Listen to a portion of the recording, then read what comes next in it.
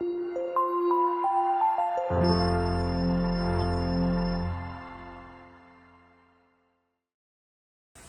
ցավում եմ ասում, որ շատ-շատերը նույն նման ձևով վերաբերվում են թե Աստծո խոսքի նկատմամբ, թե նույնիսկ փրկության նկատմամբ։ Կարծես թե դա ձրիաբար եմ ստացել,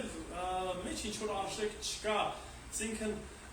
այնպես ենք վարվում, կարծես թե այն որևիցե թանկ բան չի մեզ համար։ Նույնպես եւ խոսքը։ Այո, փառք Աստծուն կան մարդիկ, ովքեր որ պատրաստ են գումարներ ներդնելու, որպեսզի մենք Աստվածաշունչ ունենանք, տպագրվածի նկատի ունեմ, եւ այն դառնում է մեզ համար երկրորդական, երրորդական, դե բոլորն էլ ունեն, մենք էլ մեր տան ունենք, ինչ կարիք կա բացելու, ինչ կարիք կա լսելու, ինչ կարիք կա կարդալու, ինչ կարիք կա Աստծո խոսքի մեջ լինելու, իր ժողովրդի մեջ լինելու, գիտեք, որովհետեւ կարծես թե սա մեզ համար արժեքավոր չէ։ Սակայն երբ որ նայում ենք ամեն ինչի մեջ, տեսնում ենք Քրիստոսին եւ Քրիստոս իր արյան գնով այս ամեն ինչը մեզ տվեց շնորհեց։ Փրկության համար ճիշտ է մենք գործեր աշխատանք չենք տանում, բայց մեր Տերը իր ճանապարհով այն տանջանք, այն հալածանք, այն ամեն ինչ որ մենք պետքա կրեինք, դատապարտությունը ինքը իր վրա կրեց, որպեսզի մենք ազատ լինենք։ Համար սիրել փրկության առումով, խոսքի առումով թեթև չնայենք, այլ այն արժևորենք, որովհետև Տիրոջ համար այն կյանք արժեցավ։ Այն գին արժեցավ մեզ համար եւ բավականին թանկ գին է, որպեսզի այսօր ես եւ դու խոսք ունենանք, ես եւ դու Տիրոջ մեջ լինենք։ Ուրախ եմ, որ այս առիթ ունենք, սիրելիներ։ Պետք է շարունակենք Եբրայեցիս նամակի սերտողությունը, բայց մինչև այդ նորից մի փոքր կուզենամ անդրադառնալ Արմեն եղբորս ասացին, որ Պողոս Ավագյանն է ասում, որ մենք պարծենում ենք տկարությամբ, ինչու է ասում, որտեղ ստեղ մի բան էլ կա։ Երբ որ մենք տկարություն չունենք, մենք կենտրոնացումը մեր վրա ենք դնում, կարծես թե ես այնքան ճարտարախոս եմ, որ իմ ճարտարխոսությամբ կարող քարոզեմ, կարիքը չունեմ Աստծո։ Ես ուժեղ եմ ու կարիքը չունեմ Աստծո։ Ես մենակս կարամ անեմ այն ինչ որ պետք է որ անեմ։ Բայց երբ որ տկար ես, հասկանում ես, որ դու գիտես ինչ կա, այսի չես կարող անես, այս հարցերում դու չես կարող անես, այդ դեպքում հարքում աղվում Աստծուն։ Հետևաբար իմ պարծանք ասում Տեր Աստված իմ տկարության մեջ քո զորությունն է ներվում, քանի որ ես այս ձևին լինելով, եթե ինչ-որ մի բան անում եմ, ստե փառքը չի գալիս իմ վրա, այլ փառքը գալիս Աստծուն, որտեղ գիտեմ, որ ես տկար եմ։ Դրա համար ասում տկարության մեջ Աստված է փառավորում, տկարությամբ եմ պարծենում, որտեղ ով եմ, մի հատ մեղավոր մեկը, որ ոչ բան չեմ կարող անել, ու սա իմ պարծանքը, որտեղ այս տկարության մեջ Տիրոջ զորությունն է երևում, այս տկարության մեջ Տիրոջ գործն է երևում եւ փառքը ուղղում առ Աստված։ Դրա համար էլ ասում է պարծենում եմ Տիրոջմով։ Եվ այո, մենք էլ պետք է պարծենանք Տիրոջմով, որտեղ ով որ ենք, ինչ որ ենք, Տիրոջմով ենք։ Փառք Աստծո։ Սիրել պետք է շարունակենք թեման եւ ասեմ, որ անցած Կիրակի օրվա պատգամը եւ այսօրվա Կիրակի օրվա պատգամը սերտորին կապված են իրար հետ։ Եթե հիշում եք, մենք անցած Կիրակի խոսում ենք, թե ով է Մելքիսեդեկը եւ ինչ առանձնահատկություններ ուներ Մելքիսեդեկը, որը որ նաեւ տեսնում ենք Քրիստոսի մեջ։ Եվ հիմա պատճառն է նաև գալիս, թե ընդհանրապես ինչի համար կարիքը կար Մելքիսեդեկի, ինչի համար կարիքը կար նոր քահանայապետի։ Եվ խոսելու ենք սրա մասին։ Ասեմ, որ քարոզը մի քիչ չի լինելու տիպիկ, որը որ արել եմ կետերով, եւ հիմնական ընդամենը մեկ իմաստ է լինելու խոսքի մեջ, եւ մեկ հարցի պատասխանն ենք փորձելու գտնենք։ Դրա համար կցանկանամ, որ մի փոքր ավելի ուշադիր լինենք, որպեսզի գոնե այս մեկ հստակ պատասխանը գտնենք մեզ համար։ Բայց մինչև բուն կանցնեմ թեմային, կուզեմ մի փոքր հիշենք մեր նոր գտականից մի պատմություն, որ վստահ եմ բոլորդ էլ գիտեք, ավետարաններում էլ, 3 ավետարանում էլ շեշտվում է այդ պատմությունը, կհիշեք, որ Հիսուսին մոտենում է մի հարուստ պատանեկ։ Հիշում եք ինչ հարցով է մոտենում Հիսուսին։ Ինչ անեն, ինչ գործ անեն, որպեսզի հավիտենականությունը ժառանգեն։ Ինչ անեն, որպեսի փրկվեն։ Հիմա մի ավետարանում շեշտում է բարի գործ, մյուսում ընդհանրապես գործ է շեշտում, օրինակ Մարկոսում բարին չի շեշտում, բայց իրական չի, ընդհանրապես բնականա չեր գա ասել չար գործեր ինչ անեն, որ գնամ երկինք։ Այսինքն այս տրամաբանության մեջ է մտնում։ Հիսուս ինչ է պատասխանում, հիշում եք։ Պատվիրանները գիտես, ասում է, մի շնացիր, մի գողացիր, պատվիր հոր մորդ, այս պատվիրանները գիտես, պատանին ինչ ասում, ասում է, հա, մանկուց պահել եմ, այսինքն այս ամեն ինչ որ ասում ես, արել եմ, գործեն արել եմ, հետո դրանից հետո Հիսուս ինչ ասում, ասում է, մի բան է պակասում, ունեցվածքդ վաճառի և ինչ արա, ինձ հետևի։ Հիմա եթե այսօր ձեզ ինչ որ մեկը մոտենա ու ասի, ինչ անեմ, որպեսի Աստծո արքայությունը ժառանգեմ, ինչ եք ասելու։ Էլի նույն ձև եք տենց եք ասելու։ Դե հիմա մի քիչ դրանից հետո ասելու ապրես արմե եղբայր ջան, դե գնամ օրենքը կատարել։ Տենց ենք ասելու, թե չէ, ինչ ենք ասում։ Օրինակ, կոնկրետ ինչ եք ասելու։ Մեկը եկել է, ասում է, ինչ անեմ, որպեսի փրկվեմ։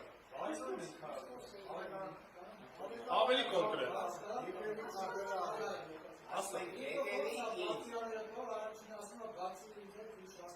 Հələ դրա մասին ուրիշ խոսք։ Հիմա կոնկրետ մեկը եկել է, ասում է Ալբերտ եղբայր ջան, ինչ անեմ, որպեսի փրկվեմ։ Աստվածաշունչ։ Լավ, հիմա եկեք հասկանանք, հավատանք, որ փրկվենք, թե ապաշխարենք, Աստվածաշունչ կարդանք, եկեղեցի գնանք։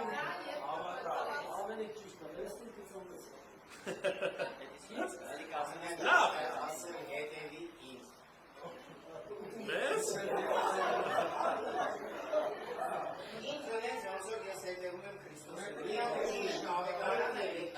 Լավ։ Մի տեսակ, բայց տարբեր պատասխաններ եք տալիս ու ինձ համար դեպքում հարց է առաջանում։ Ինչու մենք չենք պատասխանում այնպես, ինչպես որ Քրիստոս պատասխանեց։ Ինչու՞մն էր հարցը, եւ հույսով եմ, որ այս պատգամի ընթացքում շատ հստակ այդ հարցի պատասխանը կգտնենք, նաեւ կտեսնենք, թե մենք ոնց կարող ենք մոտենալ Աստծուն, որտեղ ընդհանրապես այսօր խոսելու ենք սրա մասին, ինչպես մոտենանք Աստծուն։ Այս խնդիրը առաջացավ էդեմական պարտեզից, երբ որ Ադամն ու Եվան շատ մոտ հարաբերություն ունեն Աստծո հետ եւ մեղքի պատճառով ինչ տեղի ունեցավ, բաժանում տեղի ունեցավ։ Բոլոր մարդիկ Աստծո փառքից բաժանվեցին կամ պակասեցին եւ միշտ այս խնդիրը կա, այս հարցն է առաջ գալի։ Ոնց մոտենանք Աստծուն, որտեղ ոնց ժառանգեմ արքայությունը կամ երկնքի արքայությունը, նորից խոսում է սրա մասին։ Ոնց լինեմ ես Աստծո ներկայության մեջ, ոնց անեմ, ինչ անեմ, որպեսզի Աստծուն էլ ավելի մոտ լինեմ։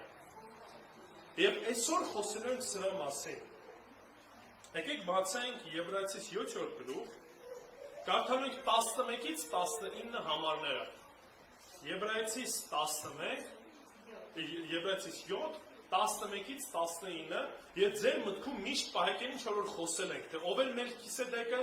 ինչպիսի բնութագիր ուներ Մելքիսեդեկը եւ ինչ էր վերաբերվում այն մեզ համար։ Եվ շարունակության մեջ կգտնենք նաեւ հետեւյալ հարցի պատասխանը։ Եբրայեցիս 7, 11-ից 19։ Ասեմ մի փոքր դժվար հատված է, դրա համար խնդրում եմ ուշադիր եղեք, հետո համարը համակնայինք, որպեսզի ամեն ինչ շատ պարզ լինի մեզ։ Եբրայեցիս 7, 11-ից 19։ Ուստի եթե կատարելությունը ղևտական քահանայությամբ լիներ, որովհետև ժողովուրդը նրա ժամանակ օրենքը ստացավ, այլևս ինչ կարիք կա, որ ըստ Մելքիսեդեկի կարգի մեկ ուրիշ քահանա ելներ եւ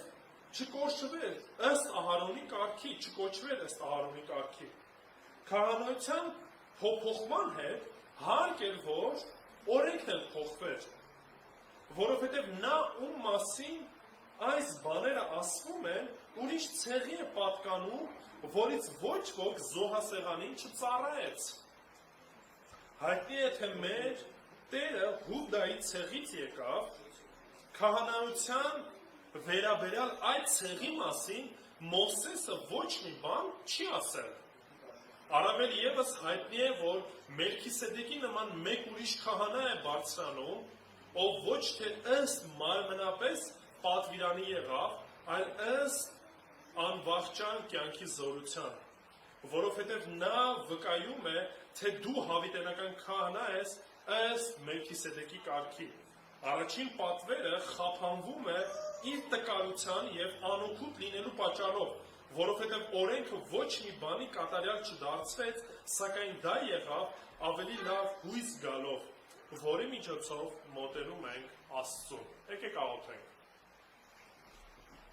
Տեր Աստված, փառք ենք քեզ տալիս այսօրվա համար, շնորհակալ ենք ով Հայր, որ այս կյանքը ունենք եւ այսօր ունենք, որով որ քեզ կարող ենք փառավորել, որով որ կարող ենք քո առաջ գալ եւ քեզ մեծարել եւ այս ամենը կարող ենք անել միմիայն Տեր Հիսուս քո միջոցով, քո ծառայության միջոցով, նրանով, որ դու հավիտենական քահանայապետ ես եւ քո միջոցով հնարավորություն ունենք գալու հոր առաջ, իրեն մեծարանքով, աղոթքով եւ փառաբանությամբ։ Հիմա մեր միտքը բաց արա, որպեսզի խոսքը տառնենք, ճշմարտությունը տառնենք եւ քեզ փառավորենք մեր ողջ կյանքի ընթացքում։ Հիսուս Քրիստոսի անունով, ամեն։ Տեսեք, երբ որ Մելքիսեդեկի մասին պատմում է եւ վերջացնում է հեղինակը, կարող է տրամաբանական հարց առաջանալ հրյաների մոտ, որ լավ, կամ ունկնդիների մոտ։ Դու այս ամեն ինչը պատմեցիր, Մելքիսեդեկի մասին պատմեցիր, որ նոր քահանայապետ ունեք, նոր միջնորդ ունեք, բայց պատճառը ո՞րն է, ինչի համար է կարիքը ո՞րն է, որ մենք ունենք Մելքիսեդեկը։ Մինչև այդ կա Ահարոնի ցեղը, Ահարոնը, Ղևտացիները, որոնք որ այս ծառայությունն անում էին, միջնորդությունն անում էին Աստծո մարդկանց միջև։ Կար նաև օրենքը Մովսեսից տրված, թե ինչպես արվի, ինչ հերթականությամբ, ով պետք է անի, ինչ կարիքը կա փոխելու, որտեղ եթե ինչ-որ մի բան փոխում ես, ինչ-որ մի բան նորություն է մտնում, դրա հետևում նաև ինչ պետք է լինի, օրենքը պետք է լինի։ Կարիքը ո՞րն է, դրա համար ուշադրություն դարձեք, հենց ամենասկզբում այս հարցն է առաջ բերում։ Ինչ հարց էր ասում։ Ասում է, ուստի եթե կատարելությունը ղևտական քահանայությամբ լիներ, այլևս ինչ կարիք կար, որ ըստ Մելքիսեդեկի կարգի մի ուրիշ քահանա բարձրանար։ Եթե մենք կարենք կատարելությանը հասնեինք ծիսական արարողություններով, ղևտացիները կարային լինեն կատարյալ միջնորդ մարդկանց ու Աստծո միջև, այն ինչ կարիքը կա ուրիշ ինչ-որ մեկին։ Ինչի համար կանիք ունեն Քրիստոսին բերելու կամ Մելքիսեդեկին առաջ բերելու։ Որն է նպատակը, որն է պատճառը։ Եվ ստեղ ակամայից առաջանում է մի ուրիշ հարց։ Արդյոք Աստծո խոսքը երբևիցե խոսել է, որ օրենքը տանում էր մարդկանց դեպի կատարելության, կամ արդյոք օրենքով մարդը կարող է փրկվել։ Հիմա հարց կառաջանալ, լավ, դե այդ ամեն ինչը անցյալ բան է, հիմա ինչի ենք բերել սրա մասին խոսում։ Գիտեք ցավն ինչու՞մ է, որ մինչև մարդիկ հավատում են, որ օրենքով կարող են փրկվել։ Ոչ մեկ եւ վկաները հիմա չխորանան, բայց վերցնեմ նոմինալ քրիստոնյաները։ Գիտեք թե ինչ է գրված։ Հայ մեր աղոթքն է գրած եւ հայ մեր աղոթքի հետ մեկտեղ նաեւ այս ձևի կա 10 պատվիրաններով։ Շատ կտեսնեք, որ 10 պատվիրանները տարբեր իրերի, տարբեր վայրերում, տարբեր սուվիներների վրա դրված է, գրված է։ Ինչի համար։ Որտեղ մարդիկ եթե որոշ առումով sense ամուր պահել են, երբ որ գնում ենք ավետարանության, խոսում ենք մարդկանց հետ, Քրիստոսից Աստծուց, եք առաջի բանն ինչ են ասում։ Ասում են ընդհանուր պատվիրանները պահել ենք, մարդ չեմ սպանել, ես խում գողություն չեմ արել։ Հասկանում եք, այսինքն այդ բաներ առաջ են բերում, ասում են տեսեք, հիմա Աստծու մոտ պիտի որ ընդունված լինեմ, էլի, տեսեք, հիմա 10 պատվիրանները, որ ասես հիմա էլ ձեզ էլ ասեմ 10 պատվիրանները հիշում եք թե չէ, միգուցե բոլորը չկարողանաք հերթականությամբ ասել, բայց մարդկանց մտքի մեջ միշտ այս բանը կա։ Հենց խոսքը գնում է Աստծուց, Աստծուն մոտենալուց մարդիկ ինչ են բերում 10 պատվիրանները պահում ես թե ոչ։ Այս պատանին, որ մոտենում են Քրիստոսի մեջ, ինքը հարցի պատասխանը գիտեր թե չէ։ Ինքը իր մտքում գիտեր հարցի պատասխանը։ Իրան տրամաբանության մեջ սա է, քանի որ ես պատակնեկությունից ես պատվերները պահում եմ, ջանասիրաբար պահել եմ ու ինձ քահանաները սովորեցրել են, որ ամենակարևոր բանը սա է, մոտենամ Քրիստոսին ասեմ, Քրիստոսն էլ հաստատի, ես էլ ուրախանամ ու վերջ։ Կարող է ինչ-որ մի բան կիսատ եմ արել, գնամ դա էլ հանկարծ լրացնեմ, որ ամեն ինչ պատրաստ լինի երկնքում տեղս։ Այն աստիճաներ ես ամեն ինչը ծայրահեղության աբսուրդի հասել, որ հələ օրենքին մեկտեղ քահանաներն ու ղևտացիները վերցրել էին մի հատ էլ մեկնություն էին դրել այս օրենքների ու այն աստիճան մանրակրկիտ հիմարության էին այդ ամեն ինչը դարձրել, որ այս դարձել էր մի բեր ժողովրդի համար։ Շաբաթ օրվա հետ կապված ինչը կարելի է, ինչը չի կարելի։ Գիտեք, այն աստիճան էլ հասեց ծայրահեղությունը, որ ամոթ հասել նույնիսկ քննարկում էին, թե շաբաթ օրը թքել կարելի է, թե ոչ։ Հետո գալի ասում են, չէ, չի կարելի, գիտեք ինչի, որտեղ որ թքես, կարող է հողը շուռ գա, ընդ ինչ որ աշխատանք լինի, դա կհամարվի աշխատանք, դա մեղք է։ Հետո ասում են, օրինակ տնից ինչքան հեռու կարաս գնաս։ Որոշակի հեռավորություն են սահմանը, ասել են, եթե այդքան գնում ես, դրանից հետո, դրանից են կողմ, եթե գնացին համարվելու աշխատանք, բայց դրա հետ մեկտեղ ուրիշ բան կար, եթե ուզում էին ավել գնար, դե շաբաթ օրը հիմա պետք է գնաս, ինչ, մի հատ էլ սենց կողքից բան են էլի մտցնում, ասում են, կարաս հետդ վերցես մի զույգ շոր, մի փոքր ուտելիք, գնաս հասնես տեղ, նստես, հաց ուտես, այդե շորերից թողես, դա արդեն կհամարվի քո տունը, դրանից հետո մի այդքան էլ ճանապարհ կարաս գնաս։ Ու առաջին հայացքից տպավորություն, ոնց որ Աստված նայում այդ դետալներին էլի իրար, այս բանն արեցի, լավ, ճիշտ դրեցինք, այսքան է կարաս գնաս։ Կարծում եք այդ ամեն ինչով վերջացվել է հիմա։ Հрьяաները մինչև հիմա այդ ապրում են։ Եթե գնաք օրինակ Երուսաղեմ, շաբաթ օրերը կտեսնեք, որ լիֆտերը ամեն մի հարկում կանգնում ու բացվում են։ Գիտեք ինչ է։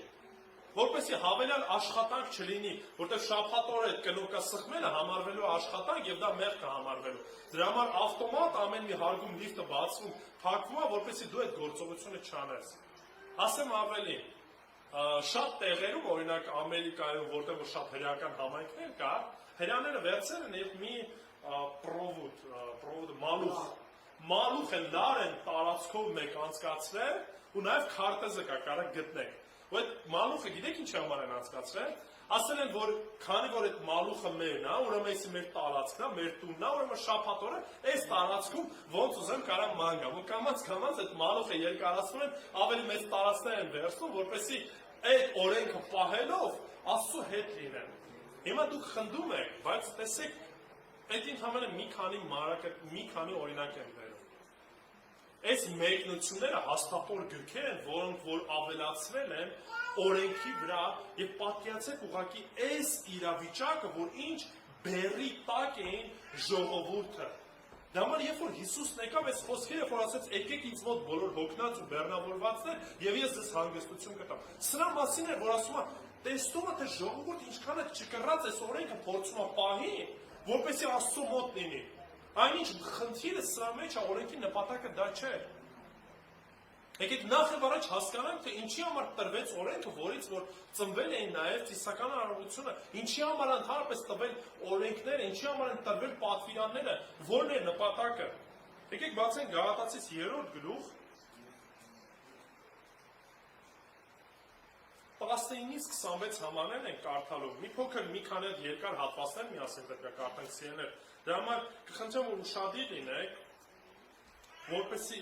իմաստը կամ բուն նյութը հասկանաք։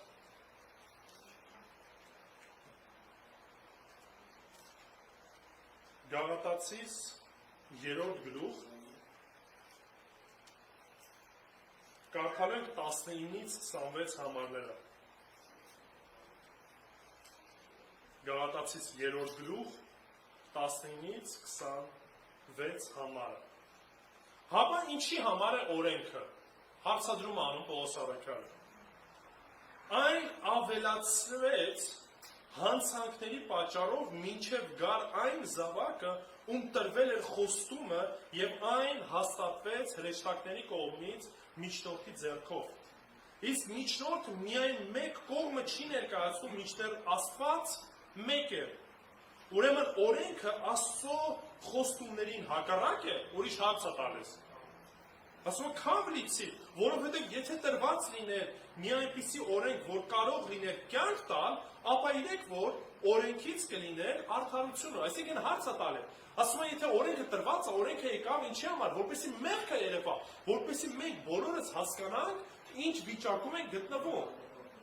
Հիմա ասում են, եթե մենակ այս օրենքը տալով բավարար լիներ, որ մեկը արդարանար, այդ կարիքը չենք ունենա միջնորդի, այդ Քրիստոս ինչի համար պետք է գա։ Եթե կա 10 պատվիրանները, եթե կա օրենքը, պահեք օրենքը, կերպ ունենաք ու վերջ։ Դա մը շարունակությունն ասում է սրա համար չի եկել, սրա համար չի տրված եղել օրենքը։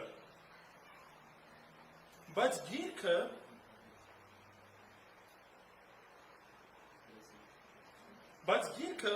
բոլորին ներառեց մեղքի տակ, որպեսզի խոստումը Հիսուս Քրիստոսի վրա եղած հավատքով տրվի նրանց, ովքեր ինչ կանեն, կհավատան։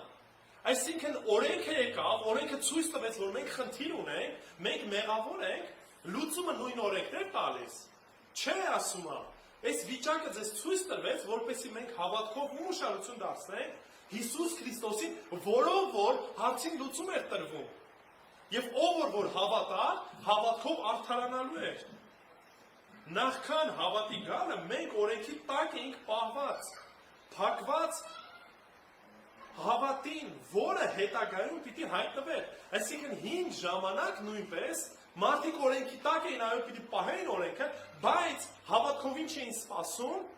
որ գալու է մեկը, որ այս խնդրին լուծում է տալու, դրա համար հին ժամանակ նույնպես մարդիկ ոչ թե փրկվում էին օրենքով, այն այդ գալու հավատքով, որ գալու է մեկը, որ մեզ համար այդ քավությունն է լինելու։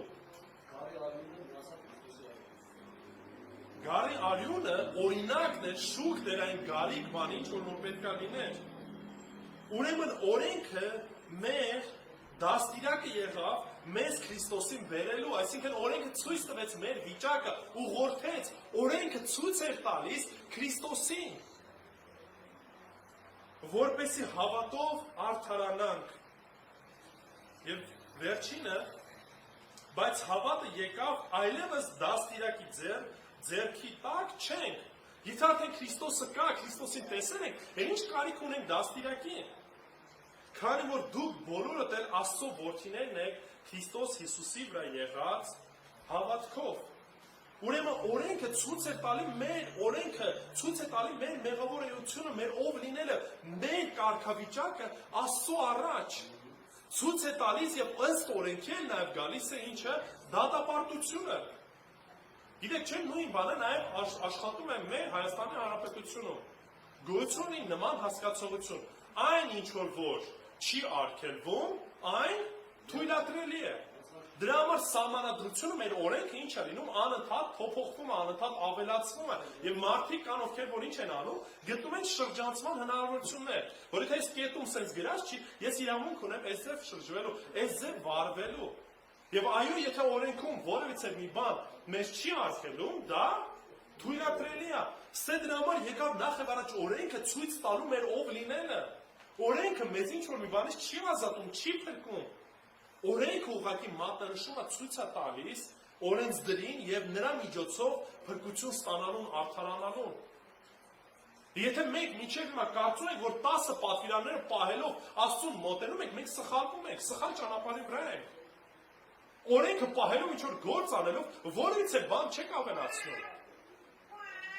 Ցավում եմ ասում, բայց մինչև հիմա շատ շատերը այս կրոնավոր մտածելակերպով են ապրում։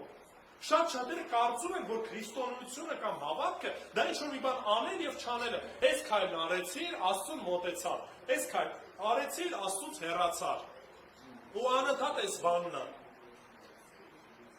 Ուրեմն ինչ խնդիր էր առաջ գալի, արդյոք այս հարցը առաջ է բերում Եբրայեցիս նամակը, շարունակությունը կարդանք 13-ից 17 համարները։ 13-ից 17։ Ասում է, որովհետև նա ում մասին այս բաներն ասվում են, ուրիշ ցեղի է պատկանում, որից ոչ ոք զոհասեղանին չծառայեց։ Ում մասին է խոսքը գնում, Հիսուս Քրիստոսի։ Ասում է, հայտնի է, թե մեր Տերը Հուդայի ցեղից եկավ, քահանայության վերաբերյալ այդ ցեղի մասին Մովսեսը ոչ մի բան չի ասել։ Ովքեր էին կանչված քահանայության։ Ղևտացիները, Հիսուս մանմնապես գալիս էր Հուդայի ցեղից։ Ասում է, բայց Հուդայի ցեղը ղևտացիները ինչ կապ ունեն։ Հուդայի ցեղը ծառայության մեջ կանչված չէր։ Առավել ևս հայտնի է, որ Մելքիսեդեկին նման մեկ ուրիշ քահանա է բարձրանում, ով ոչ թե ըստ մարմնավոր Ինչի պատվիրանի եղավ մարմնավոր ինչ Հուդայի ցեղից չեկավ, Ղևի ցեղից չեկավ, ասում է այլ ըստ անվախճան կյանքի զորության, որովհետև նա վկայում է, թե դու հավիտենական քահանա ես ըստ Մելքիսեդեկի կարգի։ Հիմա մինչև այդ նորից արդեն ասում է, որ Քրիստոս եկավ ոչ թե մարմնից կանչված, ոչ թե Ղևիի ցեղից, այլ Տերը կանչեց ու ասեց դու ես լինելու այդ հավիտենական քահանապետը, դու ես լինելու, որ կատարյալ կերպով իրականացնելու այն ինչ որ չէին կարող անել ովքեր Ղևտացիները, Ղևիի ցեղը, որտեղ իրանք էլ կարիք ունեն իրենց փրկության, իրանք էլ կարիք ունեն, որ մեկը իրանց համար զոհաբերություն անի մաքրի, որտեղ իրանք էլ սովորական պարզ մարդիկ էին։ Ղևտացիները ժառանգում էին իրենց ծառայությունը ըստ մարմնի, իրանք ինչ որ մի բան հատուկ դրա համար չէին անում։ Ուղղակի պետք է ծնված էր Ղևիի ցեղից, արատներ չպիտի ունենար եւ վերջ դու անցնում ես այդ ծառայության։ Այդ տարբերությունը օրենքի ու շնորհքի որն էր։ 5 տականում նույնպես սրա մասին խոսում է եւ ես կկարդանք, ասում է ժամանակ է գալու, որ Աստծո օրենքը գրվելու է որտեղ, ասում է ձեր սրտի տախտակների վրա։ Ոչ թե քարե տախտակների վրա, այլ այդ օրենքը դնելու եմ ձեր սրտի մեջ, որ Սուրբ Հոգով իրականություն դարձնեք։ Եթե ժամանակին հրյաները, քահանաներն անում էին արտաքին ինչ-որ մի բան ցույց տալու համար, այդ արտաքինը Աստծո համար էական չէր, կարևոր չէր։ Որտեղ կարևոր էր սիրտը դու կարաս արտաքինից ինչ-որ մի բան ցույց տաս, բայց սրտիդ մեջ ընդհանրապես չզգաս այդպես։ Ընդհանրապես այդ ձև չվարվես։ Դա մար երբ որ Քրիստոս եկավ, ոչ թե Քրիստոս օրենքը փոխեց, այլ եկավ օրենքը կատարելու եւ ցույց տվեց օրենքի էությունը, որ օրենքը պետք է ցույց տար Աստծո սիրտը, Աստծո ցանկությունը, Աստծո սրբությունը, դրա համար ասեց գրվածը չի առաջ մի սպանին։ Ես հիմա ասում եմ, եթե սրտիդ մեջ եղբորը ատես, արդեն սպանեցիր։ Ասում է գրվածը մի շնացի, եթե սրտիդ մեջ ինչ որ մի կնոջը ցանկացար, արդեն շնացար։ Այսինքն ցույց է տալի էությունը, որ Աստված չես կարող ուղղակի ցույց տաս ինչ որ մի բան անես ու Աստծո մոտ դա անցնի տիճկա դնելով չի։ Արտաքինը չի, դրա համար ասում է այն ժամանակ այդ քահանաները ֆիզիկապես էին, մարմնավոր էին։ Քրիստոս եկավ, մարմնից չեկավ, այլ Աստծուց կանչված եկավ եւ Սուրբ Հոգուց այն օրենքը ինչ որ պետք է կատարենք արդեն մեր սրտում է։ Դրա համար հարց, 10 պատվիրանները պիտի պահենք, թե ոչ։ Ես շնորհքի տակ եմ կպահենք, արարություն ունեմ։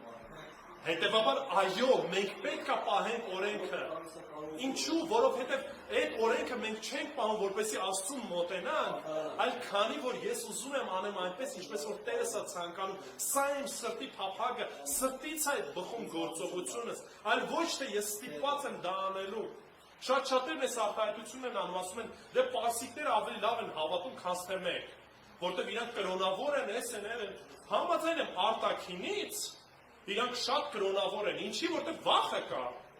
որտեղ եթե ձև չանեն, պատիժ են ստանալու, բայց Աստված նման ձևով չի մարվում։ Հռոմեացիս նամակի մեջ ասում է Աստված տվեց ազատություն, եթե դու նախընտրում ես մեղքը, ուզում ես այդ մեղքի մեջ մտնես, ասում է Աստված տալիս է, որ իրանք այդ մեղքի մեջ էլ մտնեն, իրանք ցանկությամբ էլ վարվեն։ Աստված չի ստիպում ինչ-որ մեկին, եւ դրա համար ասում է այդ օրենքը որտեղ եմ դնելու սրտիդ մեջ, որ դու ցանկանաս ցանկությամբ այդ պահես, ցանկանաս Աստծո առաջ սուրբ ու անարատ կյանք ապրես։ Մենք որպես քրիստոնյա ստիպված չենք ապրում, ոնց որ իրենք sense ստիպված եմ, ուզում եմ մեղ գործեմ, բայց ախր չի կարելի, ախր Աստված նայում է, ախր ուզում եմ գողանամ, բայց չի կարելի։ Նման վիճակ չի, եթե նման վիճակը ուրեմն ինչ-որ խնդիր ունես, սրտի մեջ փոփոխություն չի եղել։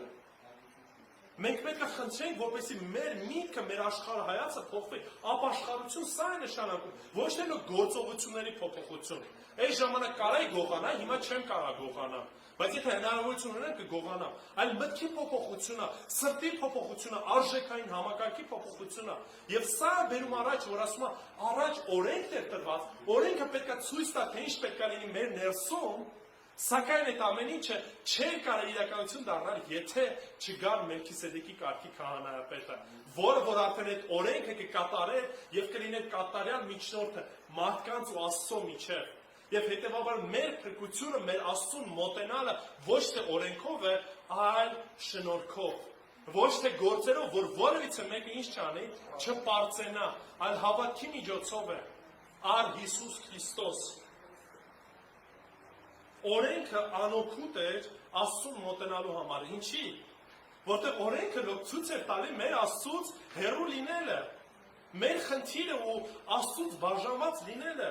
Կարդանք 17 եւ 19 համարներ ասում, որովհետեւ նա վկայում է, թե դու հավիտենական քահանա ես ըստ Մելքիսեդեկի կարգի։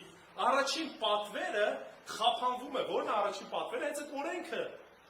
Առաջին պատվերը ասում խափանվում է իր տկարության եւ անօգուտ լինելու պատճառով։ Ինչի համար էր անօգուտ։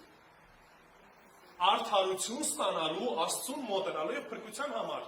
Ինքը իր ֆունկցիան կատարեց։ Իր ֆունկցիայի մեջ ինքը օգտակար էր։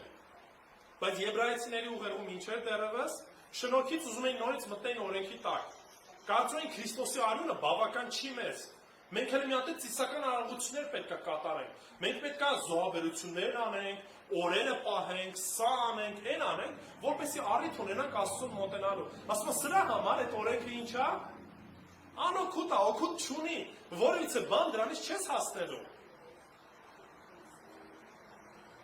Որովհետև օրենքը ոչ մի բան կատարյալ չդարձրեց, ամբողջական չդարձրեց։ Որևիցե մեկին օրենքը կատարյալ չի դարձնում, որևիցե մեկը օրենքը իրապես սրտի մեջ չի մղվում, որպեսզի մարդը այդ օրենքը կատարի։ Սակայն դա եղավ ամեն ավելի լավ հույսին գալով, որի միջոցով մոտենում ենք ում Աստծուն։ Այսինքն, ասում այս ամեն ինչը հույս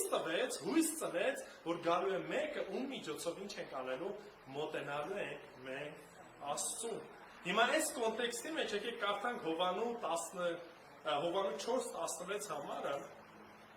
որը որ վստահ եմ շատերս ենք ասել եւ շատերս ենք օգտագործում, սակայն ես ուզում եմ, որ դուք տեսեք այս կոնտեքստի մեջ։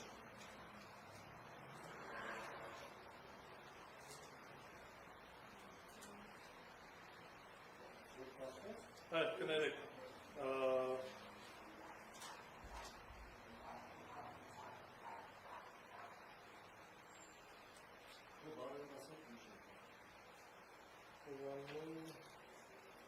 Հիսուսն ասեց, եկեք ինձ մոտ բոլոր հոգնած եւ չկներեք, ես եմ ճշմարտությունը, ճանապարհը եւ կյանքը, 14-ին տեսնեք, կներեք, մոտս ասկալը, Հովանու 14:6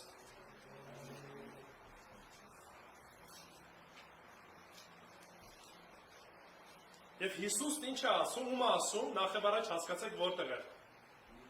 Հրյաների շրջապատում էր։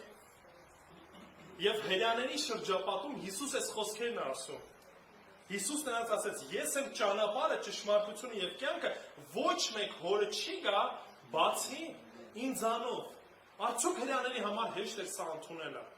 Չէ, շատ դժվար է, որտեղ փոքրուց սովորեցրել են իրենց այս ձև, որ օրենքի միջոցով ենք մենք հորը մոտենում, օրենքի միջոցով ենք մտնում ենք Աստծո ներկայության մեջ։ Բայց Հիսուսն ինչ ասեց։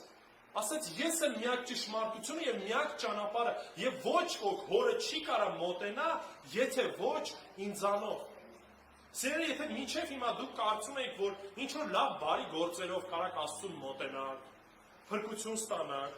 եթե կարծում եք, որ ինչ որ մի սուրբ վայրեր գնալով, ուխտագնացության, մոմ վառելով կարող եք Աստծուն մոտենալ, եթե կարծում եք, որ Մարիամ Աստվածածնի միջնորդությամբ կամ այլ սուրբերի միջնորդությամբ կարող եք Աստծուն մոտենալ, այդ ամեն ինչին Հիսուս պատասխանում է, որ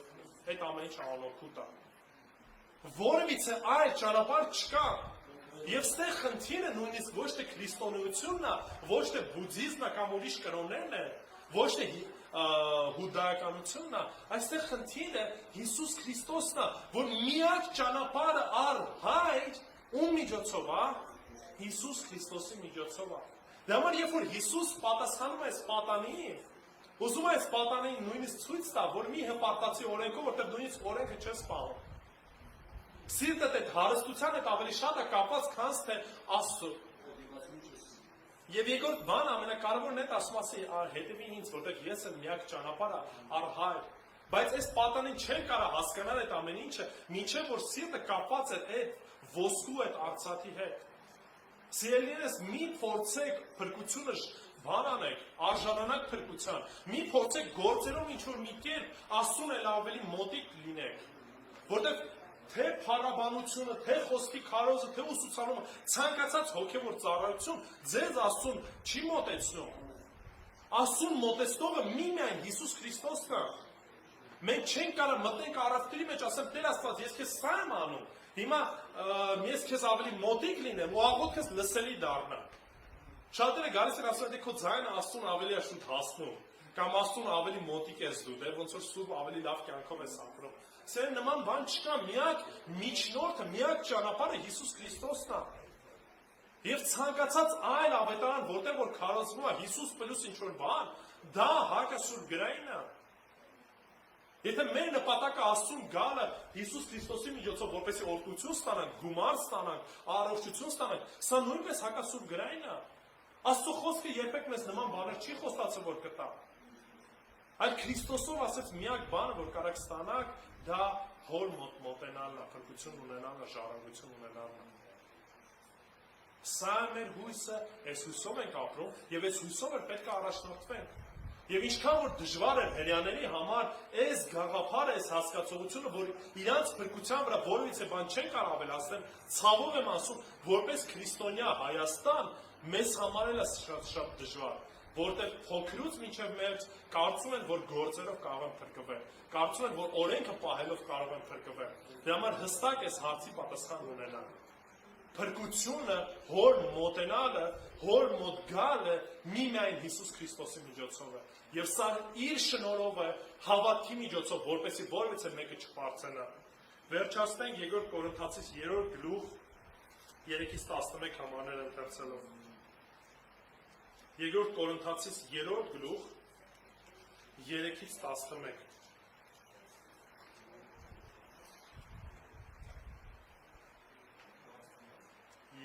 Երկրորդ Կորինթացիս 3 գլուխ 3-ից 11։ Դուք հայտնի եք որպես Քրիստոսի թղթեր, մեր սպասավորությամբ գրված ոչ թե թանակով, այլ կենդանի Աստծո հոգով, ոչ թե քարե տախտակների վրա, այլ սրտի մարմնաղեն տախտակների վրա։ Այսինքն այն ինչ որ մենք արել ենք, այն ինչ որ քարոզել ենք, երևում է ձեր կյանքում ոչ թե թղթից, ոչ թե արտաքինից, այլ ձեր սրտից այս ամեն ինչը բխում։ Ասում են, եւ մենք այս վկայությունն ունենք Աստծո հանդեպ Քրիստոսի միջոցով։ Մենք ոչ թե ունակ ենք ինքնուրույն մեզանից որևիցե բան մտածելու, այլ մեր ունակությունը ումից է Աստծուց է։ Այս փոփոխությունը, մտքի փոփոխությունը, այս ցանկությունը Աստված է, որ մեր մեջ է դնում։ Աստված է, որ փոխում է մեր սիրտը, նոր սիրտ է դնում։ Ով նաև մեզ ունակ դարձրեց նոր կտականի ծառայողներ լինելու, այսինքն նոր ուխտի։ Հին ուխտը հիշում եք, չէ՞։ Հին կտականը ծառայությունները, ծիսական ծառայությունները։ Ասում այս ամեն ինչը անցավ, հիմա մենք նոր ժամանակահատվածի, նոր կտականի ծառայողներն ենք, շնորհքի ծառայողներն ենք։ Ոչ թե գրին, այլ հոգուն, որովհետև գիրը սպանում է, օրենքը ինչ էր ասում, դատապարտում է, ցույց է տալի մեր մեռած, մեղավոր վիճակը, ասում է իսկ հոգին ինչ է անում, կենդանացնում է։ Սուրբ հոգու միջոցով մենք վերստին ծնունդ ենք ստանում Քրիստոսով, վերստին ծնունդ ենք ստանում, կյանք ենք ունենում։ Սակայն եթե քարերի վրա փորագրված գրի մահվան ծառայությունը այդքան փառավոր էր, այդքան որ պարծենում էին չէ Ղևտացիները ծառայությամբ օրենքով, ասում են, որ Իսրայելի զավակները չկարողացան Մովսեսի երեսին նայել նրա երեսի փառքի պատճառով, թեև այդ փառքը անցնելու էր։ Ինչպես կարող է հոգու ծառայությունը ավելի փառավոր չլինի։ Ինչ ասում է, այն որ քանի որ այնի հին շուքն էր, մատնանշելու էր այն ամեն ինչ որ լինելու, ասում է, եթե դա փառավոր էր, ոնց կարող է նորը այլ ավելի փառավոր չլինի։ Որովհետև եթե դատապարտության ծառայությունը, դատապարտությունը որն է, օրենքն էր դատապարտում, փառքով էր, ապա արդարության ծառայությունը որքան ավելի կգերազանցի փառքով։ Քանի որ այն ինչ փառավոր էր, անփառունակ դարձրեց իրեն գերազանցող փառքի առաջ, 11 համարը։ Որովհետև եթե այն, որ անցնելու էր, ինչն էր անցնելու, օրենքը հինը անցնելու էր, չէր կարող դա մնար։ Հենց ամենասկզբից Աստծո ծրագիրը սա էր, Աստված ծրագիր չի փոխել, Աստված նոր բան չի փոխել։ Ասում այս ամեն ինչը անցնելու էր, Մովսեսի փառքն անցնելու էր, օրենքը անցնելու էր։ որքան ավելի փառավոր է մնայունը հավիտենականը, որը որ գալիս է Հիսուս Քրիստոսի միջոցով։ Փրկությունը միայն Հիսուսի միջոցով է, որովհետև նա է միակ միջնորդը, նա է միակ ճանապարհը, նա է միակ միջոցը եւ նա է միակ հույսը, որով որ մենք կարող ենք փրկվել։ Դամասիներն եկեք ամուր կարճենք Քրիստոսից, ամուր կարճենք շնորհքից, այլ ոչ թե օրենքի գործեր, ոչ թե վարվենք օրինավոր կերպով, ոչ թե լինենք sense օրենքին կանչած մարդիկ, ովքեր որ կարծես թե օրենքով փրկություն են ստանում։ Ինչպես որ այսօր ասացինք, մեր պարծանքը, մեր տկարությունն է, որ մեր տկարության մեջ Տերը մեզ ինչ արեց, գթած, ողորմեց, սրբեց եւ փրկություն տվեց։ Դամասիներն եկեք խոնարհվենք Հիսուս Քրիստոսի առաջ եւ այո, եթե մինչեւ հիմա դեռևս փորձել եմ ինչ որ լավ, բարի գործերով փրկություն ստանամ, այսօր բանը որ գամ ասեմ Տեր, այսքան ժամանակ կյանքս անօգուտ եմ վատնել։ Արել եմ բաներ, որոնք որ փրկությանս հետ կապված որևիցե կապ չունեն։ Դարձի գանք ապաշխարենք, Քրիստոսին ընդունենք, որպեսզի փրկություն ստանանք։ Եթե ես որպես Քրիստոսի զավակ փորձել եմ կյանքիս մեջ այլ ավելի օրտնված լինեմ, որպեսզի ինչ-որ բաներ անելով, նորից հիշեմ մի բան, որ օրհնության միակ աղբյուրը, միակ ճանապարհը Քրիստոսն է։ Եվ չես կարող ինչ-որ մի բան անել, որպեսզի դրանով Տերը ավելի շատ սիրի կամ ավելի քիչ սիրի։ Արեք այս ամեն ինչը Քրիստոսի շնորհքը բռնած։ Եվ թող որ մնացած ցանկացած գործ ծնվի է սիրուց դրդված, որ ես սիրում եմ այդ դրան արոզում եմ անել, այլ ոչ թե անում եմ, որովհետև պարտադրված եմ կամ պարտավոր եմ։ Եկեք աղոթենք։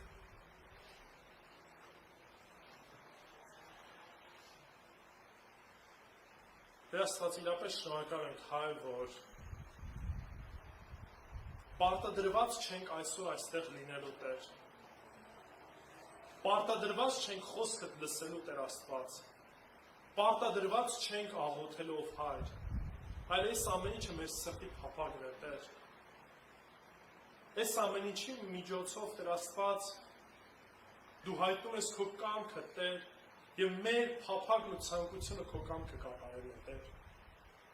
Մեր ցանկությունը մեկն է, որ մեզ օր-օրի փոխես Տեր, որպեսզի մեր ընթացքը, մեր քայլը, մեր միտքը հստակ ցույց տա, որ քո շնորհքով ենք փրկված, որ քո միջոցով ենք Հորը մոտենում Տեր Աստված, եւ սա գործերից չի ով Հայր։ Ներիր մեզ, որ շատ անգամներ փորձում ենք ինքներս մեզ մտցնում ենք այդ օրենքի տակ, փորձում ենք ապրել կարծես թե Աստված նայում է օրենքով եւ օրենքով է մեզ դատելու Տեր։ Այնինչ փրկությունը գալիս է քեզանից Տեր։ Եվ այո, մեր փափագն է օրենքը կատարել, որպեսզի քո առաջ սուրբ ու անհատ կանգնենք Տեր։ Մեզ օգնի, որ այս ծուղակից դուրս գանք Տեր Աստված։ Օգնի, որ ապրենք իրապես քո շնորհքով, որտեղ շնորհքիդ մեջ ուրախություն կա, օրենքի տակ տրտմություն եւ բեռ կա Տեր։ Շնորհքի մեջ կա ուրախություն ու ցնծություն, հակառակ դեպքում ծառայությունն էլ Տեր Աստված բեռ է լինելու Տեր։ Դուր մեզ այդ սիրտը, ազատ սիրտը ծառայելու հետևելու քեզ Տեր Աստված, ողջ լույսությամբ, ողջ փափագով եւ օգնի, որ լավագույնն անենք ով Հայր։ Իսկ եթե մինչեւ հիմա դեռ քեզ չենք ճանաչում ճշմարտապես Տեր, ներիր մեզ փրկություն տուր Տեր։ Ներիր, որտեղ այսքան ժամանակ ապրել ենք մի կյանք, որը որ հաճելի չի քեզ։ Մեզ հավիտենական կյանք տուր եւ քեզ զավակ դարձա Տեր Աստված։ Փոխիր մեր ընթացքը, փոխիր մեր միտքը, փոխիր մեր մտածելակերպը ով Հայր, որ ամեն մի քայլը, ամեն մի խոսքը Տեր փառավորի միայն քեզ ով Սուրբ Աստված։ Շնորհակալ ենք ով Հայր, որ ունենք հավիտենական քահանայապետ երկնքում, որ հավիտյանս հավիտենից բարեխոսում է մեզ համար Տեր, որ միջնորդ է դարձել մեր ու քո միջևով Տեր, որ կարող ենք խաղաղությամբ գալ քո առաջ ու ասել Աբբա Հայր Տեր։ Շնորհակալ ենք ով Հայր շնորհքիդ համար, շնորհակալ ենք Հիսուս քո գործիդ համար խաչի վրա, որը որ փրկեցիր մեզ, սրբեցիր եւ արդարացրեցիր գալիք փրկության համար։ Հիսուս Քրիստոսի անունով աղոթեցինք, իբարս միայն Հոր, Որդու եւ Սուրբ Հոգու։ Ամեն։ Ամեն։